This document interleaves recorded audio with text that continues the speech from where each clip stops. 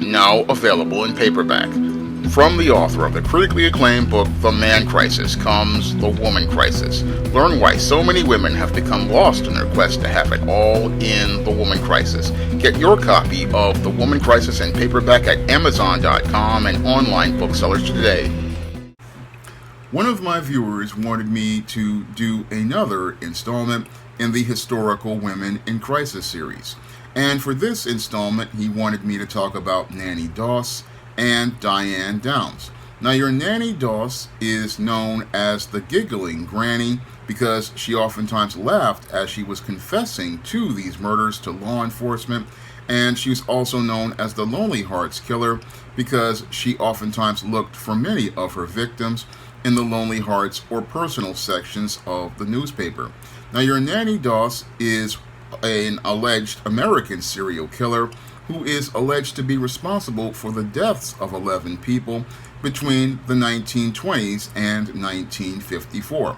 Now, your Nannie Doss was born in Alabama to a very controlling and abusive father, and this controlling and abusive father would force all of the children in the family to work on the family farm and would not allow them to go to school. Now, this father was I believe to be the main foundation for your Nannie Doss becoming a woman in crisis, and her daddy issues are the main reason why I believe she was motivated to participate in murder. Now, some would say that your Nannie Doss had mental issues because she hit her head when the family was riding on a train to visit relatives in Alabama, and the train suddenly stopped, and after she got hit in the head, this led to the headaches, blackouts, and depression. But I don't believe that this led to her having the mental illness to be the motive for murder.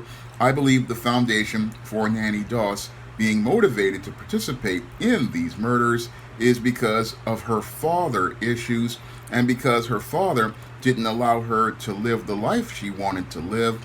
She was motivated to go out here and take the lives of others because she felt powerless about her relationship as related to the control that her father had.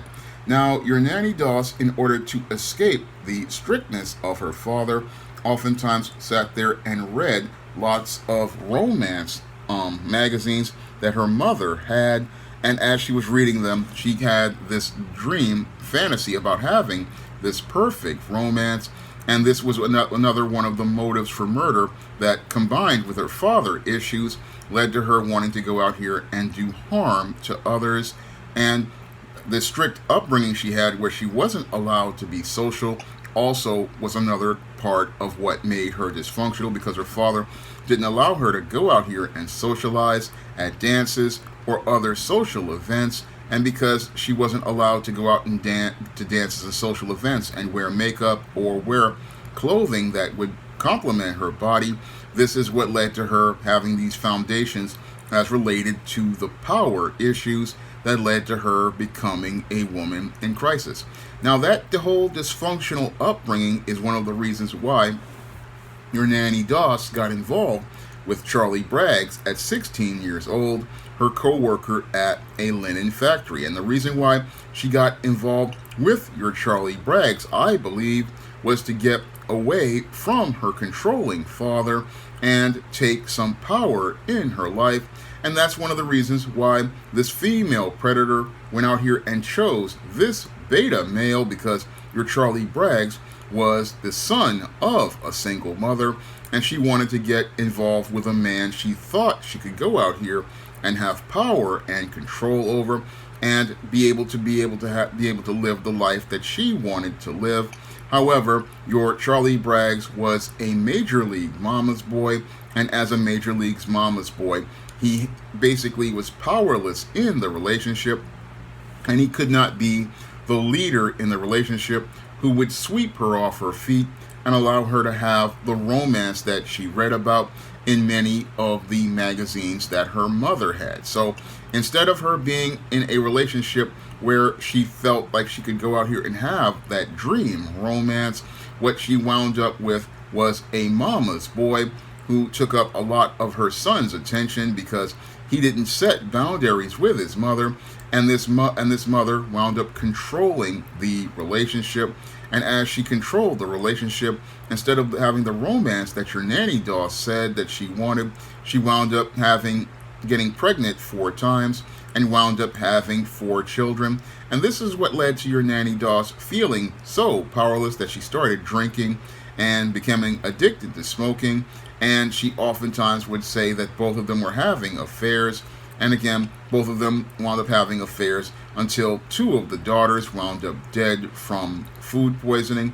And then your Braggs took one of his daughters and wound up leaving one behind. And then then his mother wound up dying soon after. So this is what happened with your nanny Doss when she saw her fantasy of being in a romance just completely fall apart, and she saw herself in a controlling situation with another abusive individual. What she did to take power was she went out here and murdered 2 of her children, then murdered her mother-in-law in order to get power as related to things. And then after she murdered these children and murdered her mother-in-law, she then went back and then got involved with Braggs once again after he left. And then eventually he wound up taking the other 2, he wound up leaving her again because he feared for his life. And he feared for his life because he realized he had gotten involved with a female predator. And this female predator basically was looking to go out here and kill people to take power as related to her life, because she felt powerless in her relationship with her first husband. And she also felt powerless because her father basically was controlling her. And this was again laying the foundation for her motives for murder. Now, after divorcing your Braggs, your nanny Doss then got involved with her second husband, and she got involved with her second husband, and thinking that she would be able to be swept off her feet in a romance like that in the romance novel, in the magazine she read. Unfortunately, the big problem was she was attracting losers because her model for manhood was a controlling father, and she was looking for a man she could control. And sadly, and this is why she chose to get involved with beta males like Charlie Braggs and Robert Franklin Harrelson. And this is why she wanted to go out here and get involved with these kind of men, not to have a romance, but to have power and control in a relationship, because she did not want to submit to a man like her father. She wanted to go out here and have power in the relationship and have complete control. Now, as your nanny Doss was married to your Robert Franklin Harrelson for 16 years, her daughter Melvania gave birth to Robert Lee Haynes in 1943, and another baby came soon after, but died soon afterward. And your Melvania believes that the second child she had was murdered by her mother, because while she was exhausted from labor and groggy from ether, she thought she saw her mother stick a hat pin into the baby's head. And when she asked her husband and her sister for clarification, they said Nannie told them the baby was dead and noticed she was holding a pin. However, the doctors couldn't give her a positive explanation because the child's body had not completely formed, so the evidence was easily hidden from law enforcement as related to Nannie Doss and the murder of her child. And this murder, I believe, that your nanny Doss participated in was because she was jealous of her daughter having a healthy marriage and a healthy family, something she wasn't allowed to have due to the dysfunctional father she grew up with. And because she was jealous of her daughter doing better than her, she sought to find a way to destroy her daughter's family. And she started by killing the second child that your Melvania wound up having. And this led to the grieving parents drifting apart, and Melvania dating a soldier who Nannie disapproved of because she was jealous of her daughter having a successful relationship, and she was jealous of the fact that her daughter was doing better than her at the same age or close to the same age. Now, while your Melvania was visiting her father after a fight with her mother because her mother was jealous of her success. What she did to make her daughter, I believe, possibly more miserable was she wound up allegedly murdering her first son, Robert Lee Haynes, and who was under her care in 1945. Now, the death was diagnosed as asphyxia from unknown causes, and your nanny had already set up a life insurance policy where she got $500 for the death of her son. But I believe the reason why she murdered her grandson was because she was angry that her daughter was doing better than her. She had had the romance she wanted to have. She had had the marriage that she wanted to have. And this is what led to her winding up going out here and looking to make her daughter miserable, because a lot of times women from dysfunctional households, when they see their daughter is doing better than they do, they want to go out here and destroy that woman's chance at happiness. And that's what your Nannie Doss did to her own daughter. And this is where this woman became a true monster.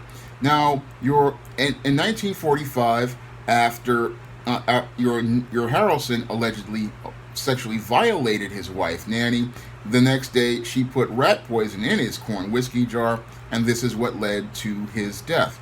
And I believe your Nannie Doss in this case was motivated for murder because she no longer had the partner that she wanted to have, who never gave her that romance she wanted, and she also saw that this man was basically taking power over her, and this whole feeling about powerlessness is what led to her looking to murder this man, Robert Franklin Harrelson, who had outlived his usefulness to her after 16 years. And again, she wanted to kill this man because she wanted to have this power, and this power and control is a major issue as related to your Nannie Doss. She wanted to have power and control in her relationships, and she would passively go along, but aggressively wanted control. Now, your Nannie Doss met her third husband going through the Lonely Hearts column, and this, again, is a textbook example of how bad your personals are and how it really mirrors today's online dating, because again, the only people who go on these types of platforms are people who are extremely desperate and have no social skills. Now, your Nannie Doss, she met her third husband, Arlie Lanning, through a Lonely Hearts column, and she married him 3 days later. And this guy was an alcoholic womanizer. And again, there's no quality men on these platforms, but because your Nannie Doss was caught up in delusions as related to how relationships work, because she had never been socialized in a proper way, she thought that, oh, I'll go out here and get involved with this kind of guy. And what happened was this guy, after a while, wound up dead and of mysterious causes.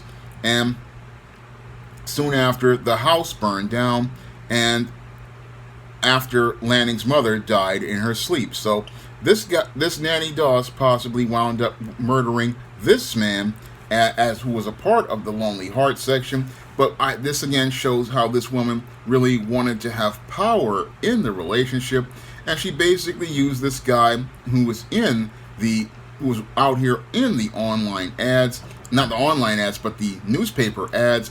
She saw him as a tool she could use, and when she couldn't use him anymore, she wound up taking his life for insurance money, and then burned down the house. So this woman she then left to North Carolina, and then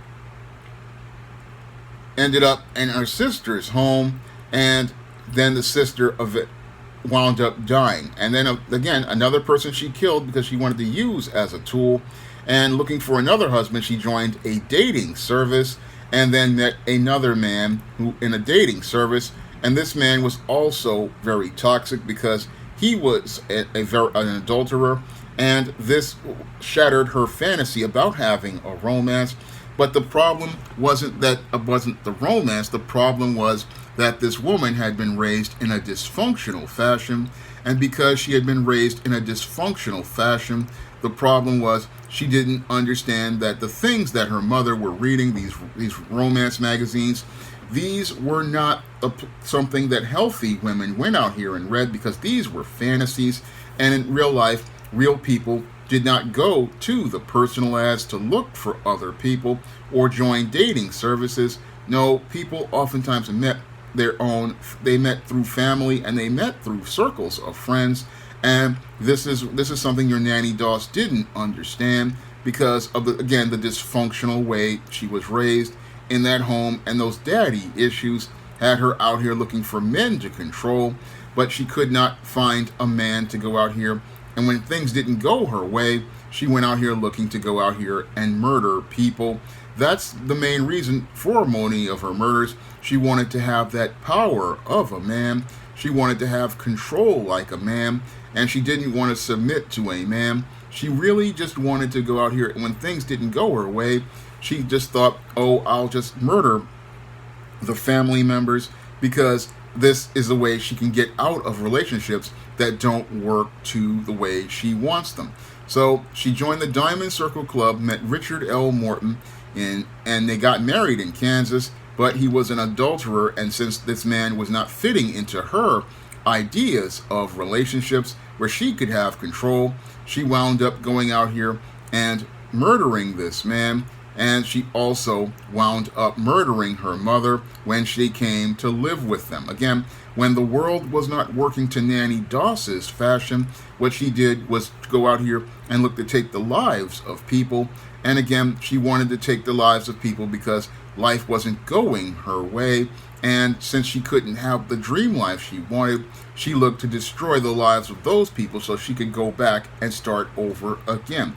Now, after murdering her, your Richard Morton and her mother, your Nanny Doss then moved to Oklahoma and married your Samuel Doss. And your Samuel Doss brought everything full circle because he was a Nazarene minister, and he disapproved of the romance novels and stories that his wife had gone out here and was were her attachment. And your Samuel Doss wound up getting sick from some flu-like symptoms at first, and then was treated and released, and then wound up dying a few days later.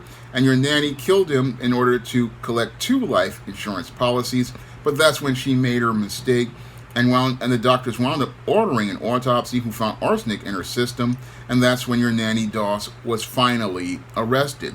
Now, your Nanny Doss, as I see it, she basically was a woman in crisis, and again, all of her issues as related to this serial murder were related to her issues with her father, and because she had daddy issues, she wanted to go out here and find the perfect man to sweep her off her feet and give her her dream romance. Unfortunately, her big problem was that her paradigm started from the beginning being dysfunctional, and as a result, she was only gravitating towards these beta males in an effort to gain power in the relationship. And as she gravitated towards these beta males, hoping to get power and hoping to create a rose-colored reality where she could be in charge and live her dreams, whenever a conflict came along and people disagreed with her, what she would do is look to take their lives, and then if things didn't work out, look to go start someplace else. So I see a lot of patterns here as related to the toxic behavior of very promiscuous women with your Nanny Doss, and a lot of her behaviors really mirror that of today's modern women, especially a lot of these modern women who, when relationships don't work out, they wind up leaving and moving to another place, finding another man, but never seeing how they are the common denominator for why their relationships are failing, because with many of these types of women, they are so caught up in wanting what they want, and if everything doesn't go their way, they want to destroy people and destroy everything around them, so people won't see the mistakes that are made, and they don't have to take any responsibility for any failures. That's what I see with your Nanny Doss. Now, your Nanny Doss, as I see it, she was not crazy. Some people want to say, oh, she was hit in the head, and this is what led to her becoming dysfunctional. No, the foundation for her dysfunction and the foundation for her motives for murder have to do with the fact that she didn't had issues with men ever since her father was so strict, and because she did not want to submit to male authority when she grew older. This is why she chose beta males to get involved with. This is why she went to the personals, because the personals are a place where there are mostly losers, because healthy people, they can find a quality partner without the need of a personals ad at that time. And the only people on there were people like today with Tinder and any of these other sites. These are people who cannot function. And again, your Nannie Doss could not function from day one. And again, this is why she was a woman in crisis, and she went to the extreme of taking the lives of people because she didn't want the secrets coming out that she was a divorcee. She was a complete failure as a woman, and she didn't want those failures to come out. So this is why she took the lives of those 11 people, because those 11 people could go out here and tell on her. And it goes back to what I was saying about in the book Misadventures of Captain Savem, that these women, they have these secrets. And again, this woman buried a lot of skeletons before she wound up burning in hell for all of the murders she wound up participating in. And sadly, the gynocentric society, again, didn't go out here and give her the death penalty she deserved, because this monster deserved the death penalty for the evil she participated in. Now, the other woman in crisis my viewer wanted me to talk about was Diane Downs. Now, your Diane Downs was born Elizabeth Diane Fredrickson, and your Diane Downs allegedly wound up shooting 3 of her children and claimed that a man was attempting to carjack her, and this is what led to the children winding up being shot, where one of the children wound up dying and the other 2 wound up with permanent disabilities for the rest of their lives. However, once police in Oregon began doing an investigation, they found that the forensic evidence did not match Diane Downs' story, and soon as the trial was going on for her murder, one of her children then testified that her mother was the one who shot her, and this is what led to your Diane Downs winding up being convicted for the murder of one of her children and the attempted murder of 2 other children, who again were permanently disabled as a result of the shooting. Now, your Diane Downs was again born Elizabeth Diane Fredrickson, and she grew up in a very strict conservative religious home. And because she grew up in a strict conservative religious home, this is what led to her having the foundation for her daddy issues. And it was these daddy issues that made her extremely jaded. And these daddy issues had her so jaded to the point where she was looking to use men as tools to move her from one station in life to the next. Now, at 14 years old, your rebellious Diane Fredrickson wound up changing her name to Diane Fredrickson, and as she changed her name to Diane Fredrickson, she got involved with Steve Downs, who thought he was getting a girlfriend. However, what she was doing was looking to use him as a tool in order to be able to get out of her parents' home. Now, your Diane was involved with your Steve Downs, and her parents didn't approve of the relationship, but Downs continued the relationship because, 1, she wanted to go out here and upset her parents, and 2, she wanted to continue having a tool so that she could monkey branch out of her parents' home.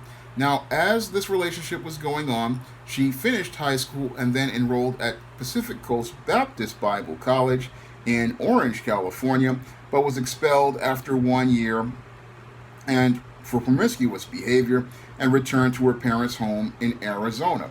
So your Diane Downs basically wanted to go out here and ride the cock carousel, and she was looking to use people as tools to go out here and be able to do that. So once she got kicked out of college for being sexually promiscuous, she then married Steve Downs after running away from home, And that's where your Steve Downs wound up trying to build a family with your Diane Downs. And he had his first child with her in 1974. He had his second child in 1976, and then had his son, Stephen Daniel, in 1979. And that's where their marriage wound up falling apart because your Steve Downs realized that your Diane Downs was not faithful in their marriage, and that your Stephen Daniel was not his son, but was the son of another man. And when Steve Downs found out that Stephen Daniel wasn't his son, that's when he filed for divorce from Diane Downs and decided to leave her. And that's when your Diane Downs went out here and started working at the post office and then gave birth to a baby girl who she was acting as a surrogate to. Now, after this, your Diane Downs then went out here and got involved with another man. And as she got involved with this other man, he said he didn't want children. Now, this possibly was the motive for your Diane Downs murdering her children. She wanted to go out here and get back on the cock carousel.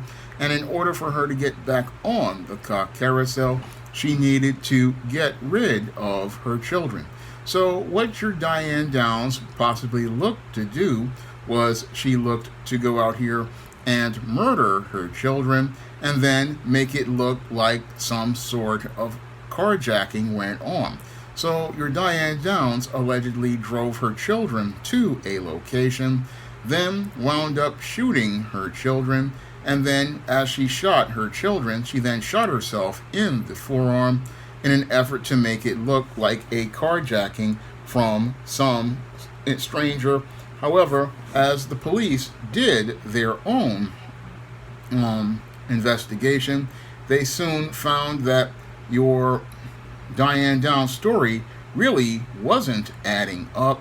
And as they saw her story not add up, they then looked into the story and then also started looking at the forensic evidence, which did not match the story that Diane Downs was presenting. Now, when the forensic scientists did an investigation of the vehicle, they found that there was no blood spatter on the driver's side of the car, no gunpowder residue on the panels in the vehicle, and your Diane Downs story, again, wasn't adding up. And at the time, she was involved with another married man, a Robert Knickerbocker, who she was trying to put suspicion on, but the forensic evidence, again, didn't add up. And as they started looking into the case, they soon found that a lot of the forensic evidence was connecting to your Diane Downs. And as they saw it connecting to Diane Downs, they then wound up arresting her in the case as related to the everything. And then once her surviving daughter regained her abilities to speak, she then told the prosecutors at the trial that your Diane Downs parked the car at the side of the road and shot all of them and then shot herself in the forearm.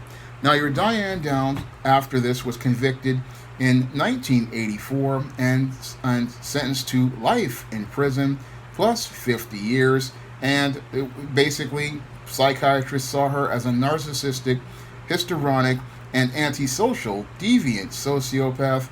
And I would have to agree with those analyses of your Diane Downs, because your Diane Downs was a sociopath who had no regard for anybody's life. No, it was all about her and her getting back to the life that she wanted to live. And she wanted to get back to the life she wanted to live, where she could go out here and ride the cock carousel with multiple men. And the way she would get back to that was go out here and take the lives of her children. And she did this again because she wanted to go back to her life, which is what she wanted to do in the first place, because she really didn't want to build a family with Steve Downs, nor did she even want to go out here and take care of any family.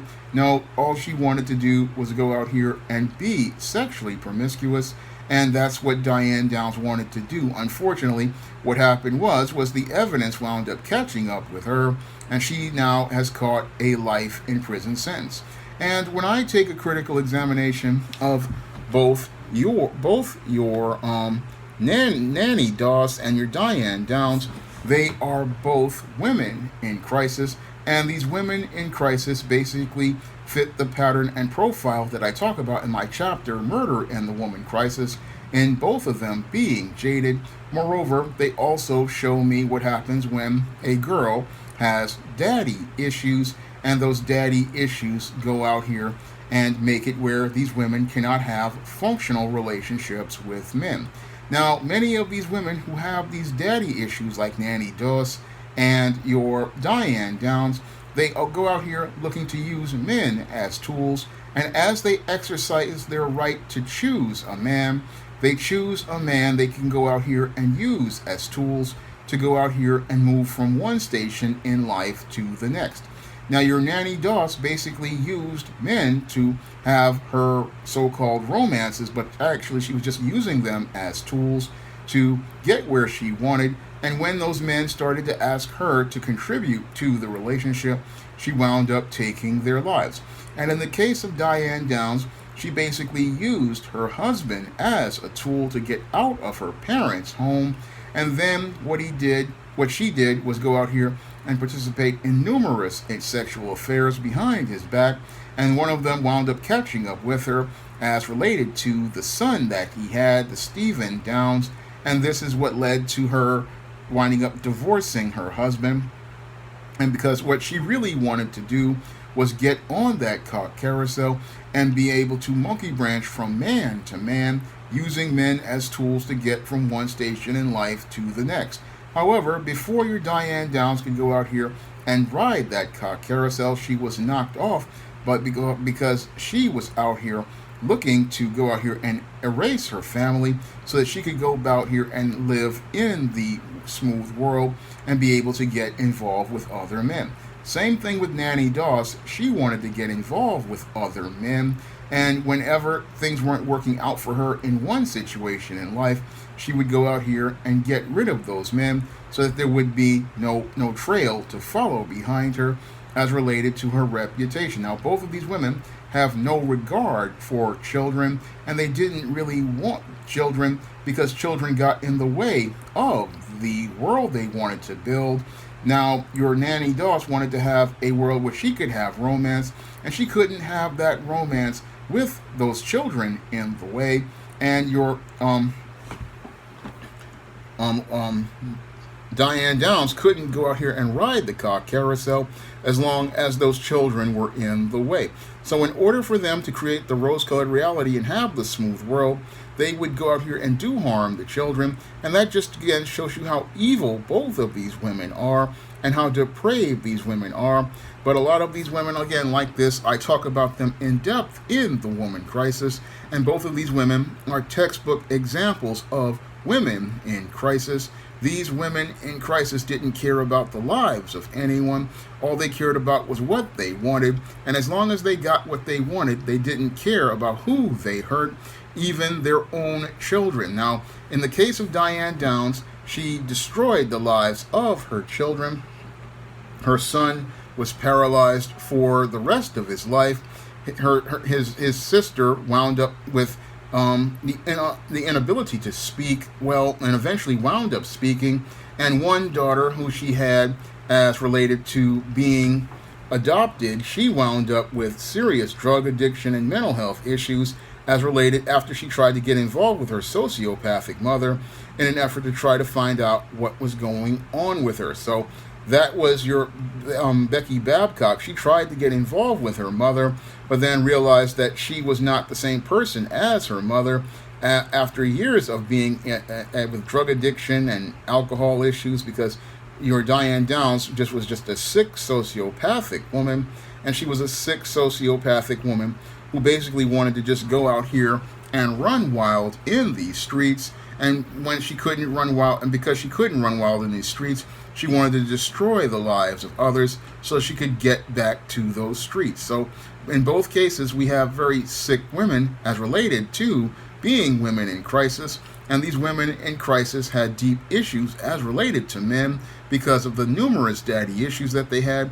So when I look at both of these women, they are textbook examples of what I talk about in my chapters in The Woman Crisis, as related to the chapter of murder and the woman crisis, the sexual deviancy of your woman, and the whole thing as related to sexual promiscuity and your women in crisis. So both of these women, again, are historical women in crisis, and there's a lot we can learn from both of these women in crisis.